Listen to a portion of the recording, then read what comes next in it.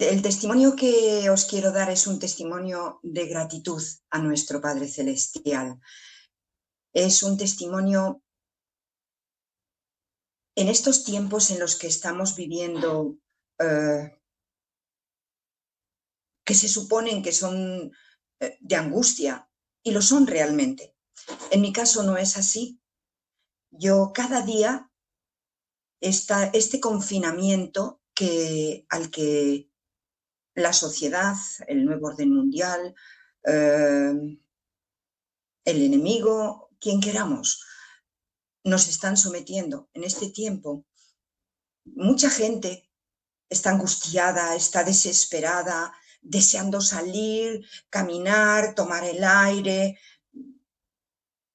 Y no es ese mi caso. Cada día, cuando yo me levanto, me doy cuenta de cuán afortunada soy porque, porque vivo en el campo. Ese es mi testimonio. Creo que Dios nos está dando una nueva oportunidad a la humanidad, concretamente a sus hijos, para que demos un último tirón y nos animemos a salir de las ciudades. Mi experiencia fue la siguiente. Hace 40 y pocos años que yo conocí la verdad adventista. Para mí fue una verdad deslumbrante. Cuando me enteré que Cristo iba a regresar otra vez, fue una verdad que me atrajo de una forma tan intensa que no me pude resistir a esa verdad. Y aunque en mi primera experiencia dentro del adventismo no me gustaba mucho tener una profeta, eso de tener alguien iluminado en mi iglesia me sonaba así como un poquito, no me gustaba. Pero bueno, no sé si lo escuché en la iglesia o lo leí porque a pesar de que no me gustaba, yo compré muchos libros suyos, tengo, gracias a Dios por ello, muchos libros de Elena, y supe el consejo de ir a vivir al campo, de trasladarse al campo. Cuando yo conocí la verdad, mis hijos tenían 3 y 5 años respectivamente, y yo comprendí rápidamente ese llamado, comprendí los motivos que Dios tenía para enviarnos al campo. Empecé a luchar para conseguirlo, pero no se me daba y no se nos daba. Lo intentamos varias veces, tuvimos varios proyectos, estuvimos mirando terrenos, pero no se daba. Y bueno, el tiempo iba pasando y llegué a un momento en mi vida en que mi experiencia religiosa me encontraba muy mal, muy mal. Trabajaba mucho, pasaba muchas horas fuera de casa con mi trabajo, era comercial, trabajaba para una editorial jurídica y pasaba 3 días de los 5 días laborables, pasaba 3 días preparando citas con los abogados y 2 días viajaba. Viajaba a presentarles la base de datos de jurisprudencia y legislación. Tenía una vida muy agitada, tenía que atender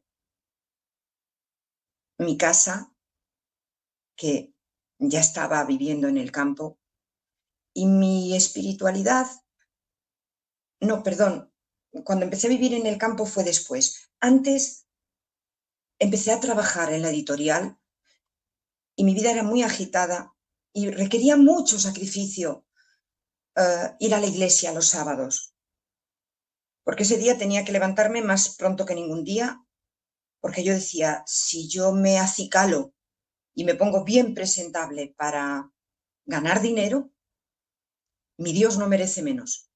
Y me tenía que levantar muy pronto para prepararme y arreglarme en condiciones para presentarme ante mi Dios. Yo todavía creía que la presencia de Dios estaba dentro de aquellas 4 paredes de forma especial.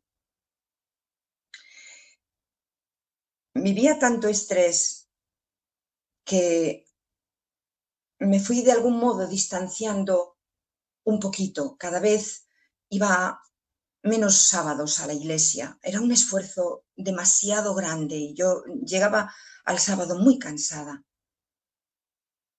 Algunas hermanitas me decían: ¿por qué no vienes más a menudo? Te echamos de menos. Yo había tenido muchos cargos, pasé por todos, prácticamente, casi todos los cargos en la iglesia, sobre todo el de relaciones públicas. Y los fui dejando poco a poco, hasta que ya no tenía ninguno, pero sobre todo porque yo no me consideraba que ya era una sierva digna de estar en el púlpito. Había cosas en mi vida que no estaban nada bien y llegó un momento ya en que Dios me puso la oportunidad de venirme a esta casa que Dios me ha regalado. Yo lo llamo mi pequeño paraíso, y agarré esa oportunidad con uñas y dientes. Tuve que ser dura con mi esposo porque él se resistía, decía que ya éramos demasiado mayores para meternos en una hipoteca, pero la fuerza que tiraba de mí hacia vivir en el campo era grande. Y aunque mi espiritualidad estaba muy mala, recuerdo que le dije a mi mejor amiga de la iglesia, que somos vecinas, ella fue la que me habló de este lugar. Me dijo: están construyendo unas viviendas muy bonitas, muy cerquita de mí, a 100 metros de mí, ven a verlas. Y mi esposo no quería. Pero a pesar de que mi experiencia religiosa estaba muy mal, yo le había dicho a ella: voy a dejar de ir a la iglesia, voy a abandonar mi experiencia religiosa. No voy a dejar de creer en Dios como fue en aquellos 10 años previos a conocer la Biblia y su palabra. No voy a volverme al ateísmo, porque yo sé que mi Redentor vive y sé que va a venir pronto, pero ya no aguanto más. Mis 2 hijos, que habían sido bautizados en la iglesia, se habían secularizado totalmente. Mi hija, a instancias mías, había solicitado la baja de la iglesia. Mi hijo seguía de alta, pero no acudía. Ambos fumaban, ambos vivían su vida totalmente. Su alimentación no era la correcta, y ellos eran el motivo por el que yo había conocido a mi pueblo adventista. Entonces, estaba totalmente desmotivada. Mi esposo nunca aceptó, mi esposo nunca se comprometió, aunque recibió los estudios a la vez que yo, la misma cantidad de estudios. Él nunca se comprometió, tampoco se interpuso. Y le dije a mi amiga: voy a abandonar, ya no quiero luchar más, ya no quiero sentirme culpable por no guardar adecuadamente el sábado, ya no quiero sentirme culpable cada vez que como algo que no debo. Ya estoy cansada de estrés y de lucha. Sé que mi padre me ama, sé que no me voy a salvar, pero con tanto que me ama, me va a liquidar así, me va a quemar así. No me va a dar el mismo trato que a Hitler, por ejemplo, o que a Napoleón o a cualquiera de estos genocidas. Va a acabar pronto con mi vida. No tendré la vida eterna, pero ya estoy muy cansada en este mundo. No quiero seguir luchando. Y la pobre luchó y luchó y luchó hasta que, bueno, esa es otra experiencia que no viene a cuento. Pero finalmente conseguí vender el piso con mucho esfuerzo, con mucho esfuerzo. No lo vendí hasta el último momento. Mi marido me agobiaba, me decía: ves, nuestra ciudad Coruña es muy pequeña, ya la han visto todos los que quieren comprar pisos, si no la han comprado ya no la van a comprar. y ya tenemos ahí el pago, la entrada a la casa nueva, y no la hemos vendido, y me agobiaba, y yo, Dios mío, ayúdame. Tú sabes que le he puesto un precio justo, yo misma la enseñaba. Fue terrible, fue una presión horrible, pero finalmente llegó alguien de un pueblo, se enamoró del piso y lo compró sin regatear en el precio que yo le había puesto. Compré esta vivienda y dije, bueno, Dios mío, aunque no me salve, yo sé que en el tiempo de angustia, cuando haya problemas para conseguir alimentos, yo tendré un terrenito de 1000 metros donde yo pueda plantar un tomatito o alguna cosita para subsistir. Y me hizo mucha ilusión. Me mudé a vivir al campo hace 20 años, en el año 2000, en verano del año 2000, en junio me trasladé al campo y empecé torpemente a plantar algunas cositas. Mi esposo no quería, a mi esposo le gusta más una residencia elegante, con un jardín bonito, con muchas flores y cosas así. Intenté tener gallinas, me regalaron unas pocas, pero el lugar que había determinado para ponerlas era un lugar adecuado. Mi finca es muy inclinada, tiene muchas alturas, era en el fondo del todo de la finca, en un lugar alejado donde el olor no nos llegaría, donde no había ninguna vivienda de las de alrededor cerca, no íbamos a estorbar a nadie. Y como yo trabajaba tanto fuera de casa, pasaba muchas horas fuera, yo tenía mis gallinitas, le había hecho mi marido un pequeño habitáculo reducido, provisional, hasta que supuestamente estuviera hecho el de abajo. Y yo pasaba días y días y días que no tenía tiempo entre atender mi aspecto personal para acudir al trabajo, atender la casa, atender el trabajo, la compra, la comida. Yo no tenía tiempo para salir a la finca. Realmente yo no disfruté de esta casa, de este regalo del cielo, hasta que me jubilé. Y un buen día se me ocurrió bajar a la zona baja donde iba a estar el gallinero y veo que mi esposo había puesto los cimientos y estaba levantando lo que ahora es una pequeña caseta de herramientas y algo así. Y yo cuando lo vi me llevé un disgusto terrible, le dije, ¿cómo es posible que me hagas esto? ¿Sabes la ilusión que toda mi vida he tenido por tener gallinas propias? Y él, con una actitud bastante cruel, encogió los hombros. Regalé a aquellas gallinas. No podían estar donde estaban porque no era un lugar, estaban cerca de casa y realmente olían. Las regalé,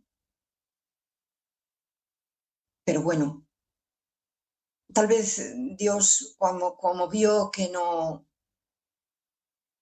bueno, que acepté con mucho disgusto, pero acepté prescindir de mis gallinitas, pues ablandó su corazón y él hizo unos trozos en varias alturas, los rodeó de piedras, les puso hiedra que cuelga así por los bordes de la piedra y de esa manera determinó unos pedazos de huertito del jardín para huerta. De manera que si los vemos, más parece un jardín, porque las plantas que producen vegetales también son bonitas, son ornamentales. Y cada año fuimos aumentando. El primer año recuerdo que fueron unos pimientitos muy típicos de aquí, de Galicia, que son pequeñitos, son dulces, no pican y son muy sabrosos. Y bueno, a él le gustó ver que cuando venían amigos o nuestros hijos les dábamos bolsitas de pimientos y a él le gustaba. ¡Ay, qué ricos son! ¡Qué ricos, qué sabrosos los pimientos de vuestra huerta! Y eso lo fue estimulando, lo fue animando y poquito a poco aquello se fue ampliando. Hicimos algún tímido intento con los tomates, no se daban bien, les daba lo que aquí en Galicia dicen la peste, se ponían negras las hojas y no se nos daban bien, poquitos y muy feos eran los tomates. Pero yo seguí insistiendo, fuimos probando con varias cosas y, mis queridos hermanos, a día de hoy os puedo decir que tengo un huertito.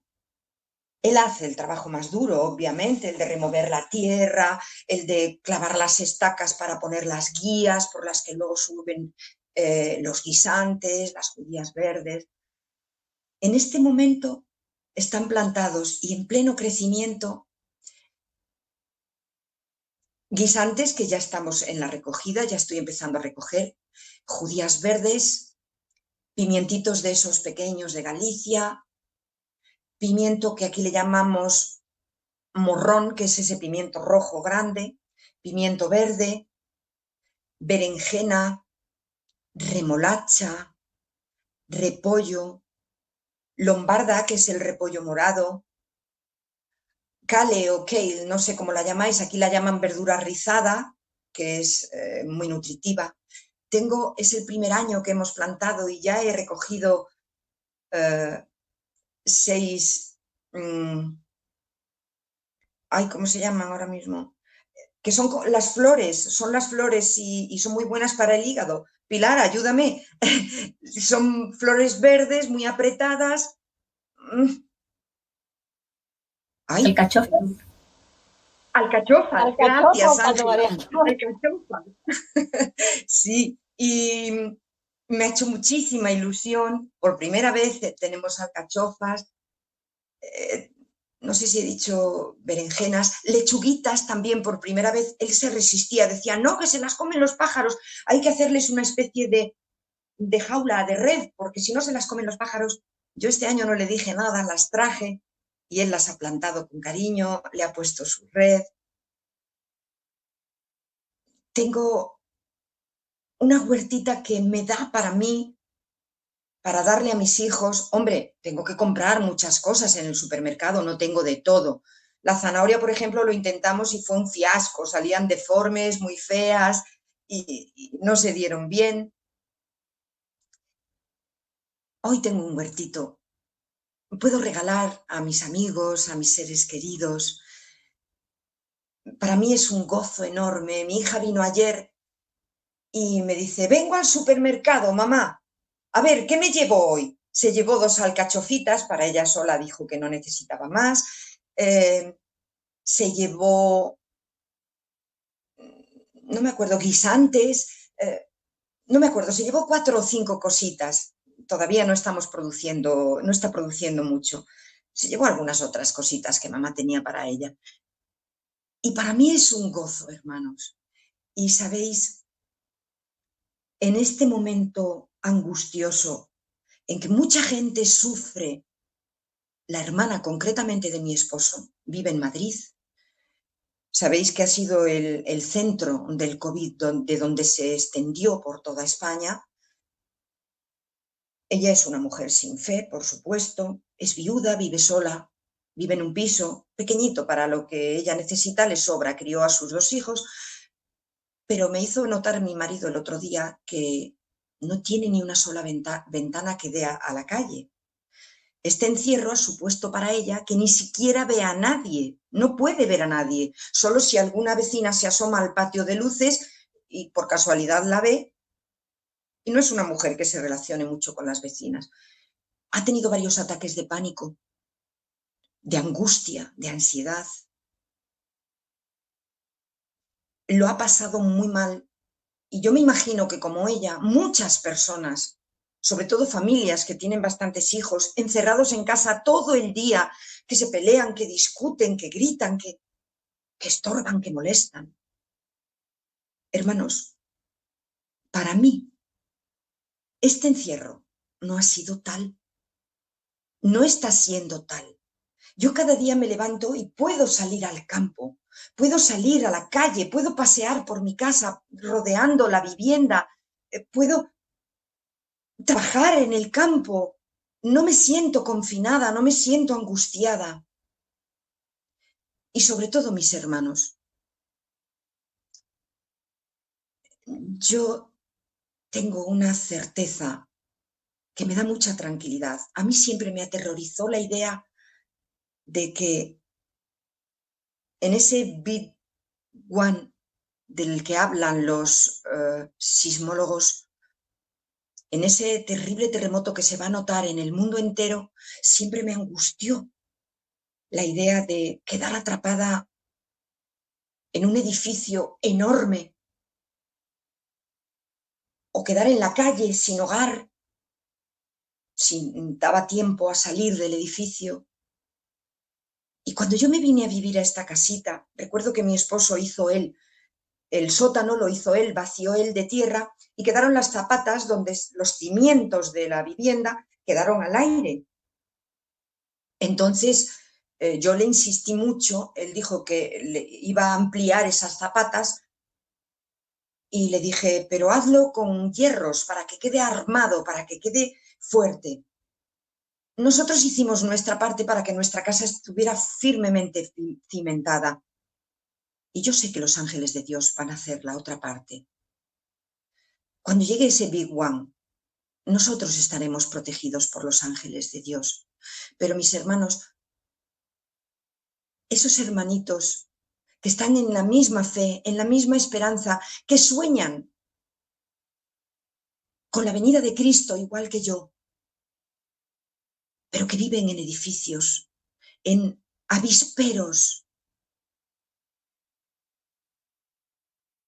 ¿Qué va a ser de ellos cuando queden cortadas las carreteras que rodean la ciudad, mediante las cuales llegan los aprovisionamientos a los supermercados? ¿De qué se van a alimentar? ¿Cómo van a vivir si sobreviven al terremoto o a la lluvia de meteoritos o a ese meteoro enorme que va a conmover toda la Tierra? Mis hermanos, yo no estoy confinada. Yo soy multimillonaria.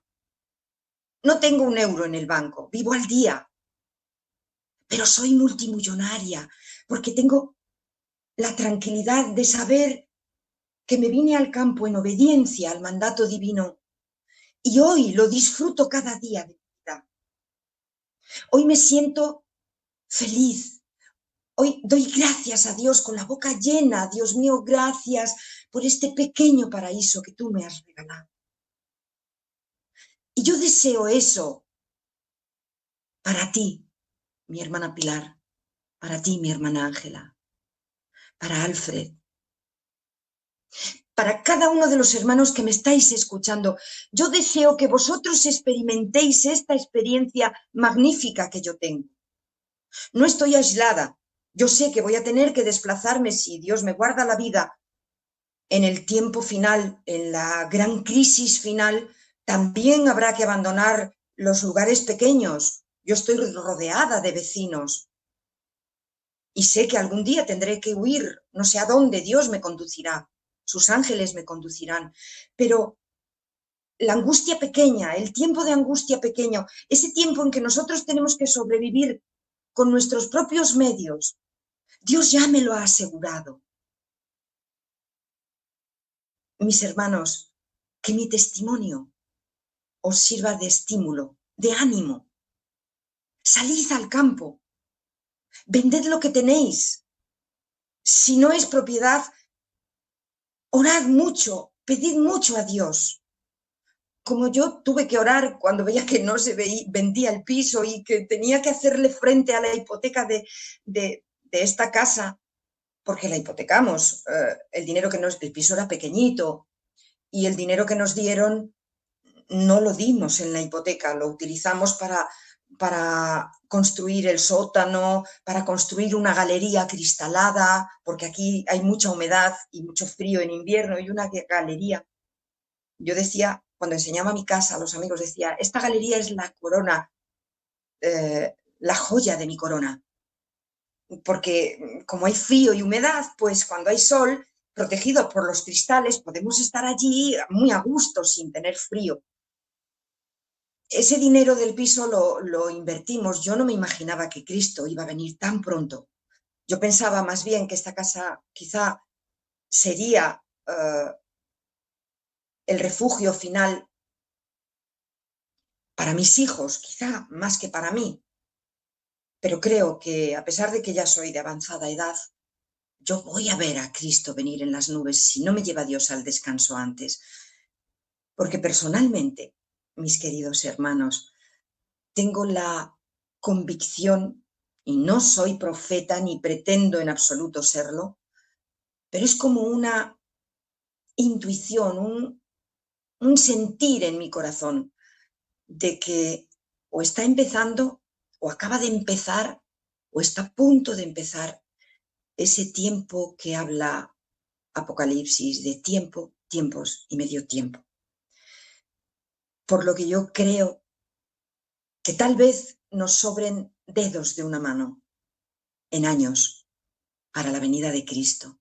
Así es que, mis hermanos, mucho ánimo, mucha oración y mucho aferrarnos cada día de nuestro amado Cristo, mucho suplicarle que sea Él el que nos dirija cada día, el que forje día a día nuestro carácter, para que los que todavía no sois tan afortunados como yo de vivir en el campo, podáis lograr ese sueño.